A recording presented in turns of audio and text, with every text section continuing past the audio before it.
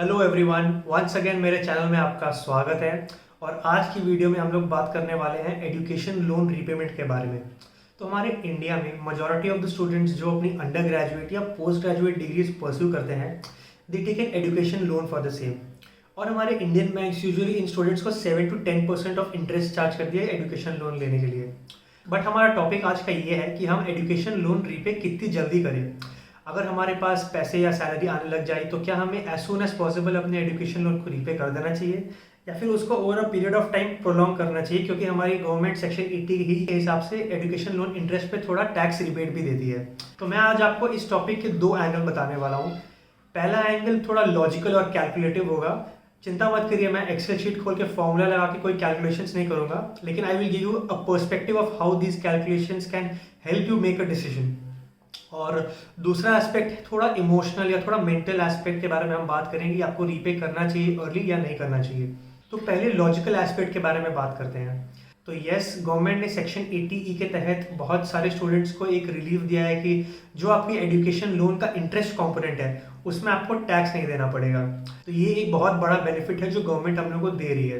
तो चलिए, ये वाला एस्पेक्ट तो आप जब तक आपका लोन चल रहा है तब तक आप ये सेक्शन 80E का इस्तेमाल करते रहेंगे।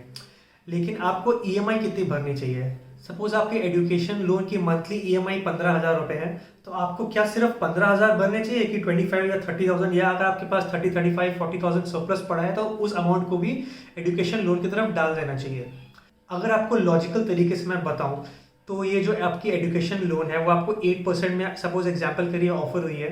तो अगर आपको सिर्फ मिनिमम ईएमआई अमाउंट जो कि 15,000 रुपीज़ है वो उस बैंक में डालते हैं और बाकी का जितना आपके पास सपोज 10-15 हज़ार रुपये का सरप्लस बच गया है, अगर उसकी एसआईपी कर लेते हैं या उसमें उसको एक ऐसे इंस्ट्रूमेंट में डाल सकते हैं जो आपको 8% से ज़्यादा इंटरेस्ट दे सकती है over a period of time, then logically speaking, please mark my words, logically speaking जो एक्सेस अमाउंट है उसको उस पर्टिकुलर इंस्ट्रूमेंट में डालना मेक्स मोर सेंस, जो कि आपको ज़्यादा इंटरेस्ट दे रही है। लेकिन क्या ये तरीका always gives you the best results? You can never be too sure about it, because जब हम किसी इंस्ट्रूमेंट में पैसा इन्वेस्ट करने की बात करते हैं तो ये डिसाइड करना बहुत ज़रूरी है कि आप किस पीरियड के लिए सोच रहे हैं। अगर आप 2 से 3 साल के बेसिस में म्यूचुअल फंड में एसआईपी करना चाह रहे हैं तो that will not be a advisable option. अगर आप उस अमाउंट को एक लंबे ड्यूरेशन के लिए अपनी म्यूचुअल फंड इन्वेस्टमेंट में या स्टॉक मार्केट में लगाते हैं, that can make more sense in this regard. दूसरा एस्पेक्ट हमारा ये हो गया हमारी इमोशनल या मेंटल पीस या मेंटल एबिलिटी का एस्पेक्ट। सो दो टाइप के लोग होते हैं। एक होते हैं जो बहुत लॉजिकल तरीके से और कैलकुलेटिव तरीके से जाते हैं, जैसे फर्स्ट एग्जांपल में मैंने बताया, वो जो एक्स्ट्रा अमाउंट है उसको वो एक किसी ऐसे इंस्ट्रूमेंट में इन्वेस्ट करेंगे जिसमें उनको ज़्यादा रिटर्न मिले।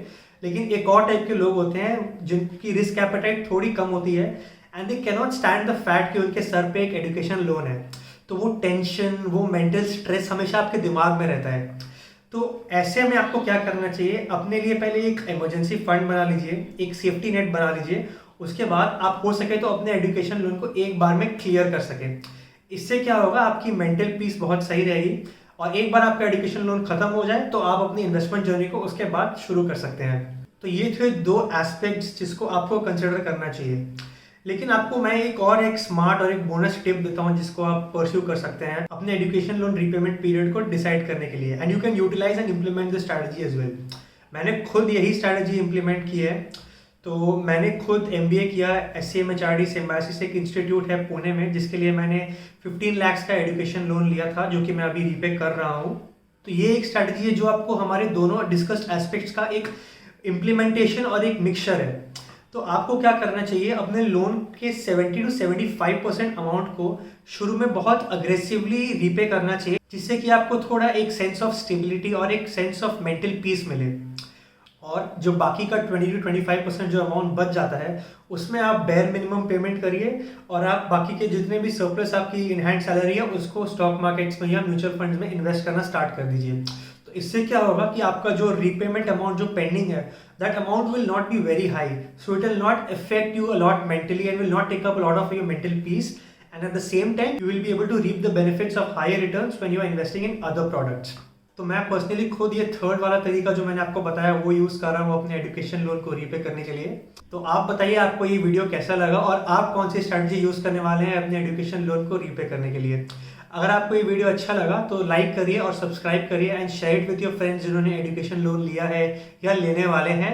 and stay tuned for the next video.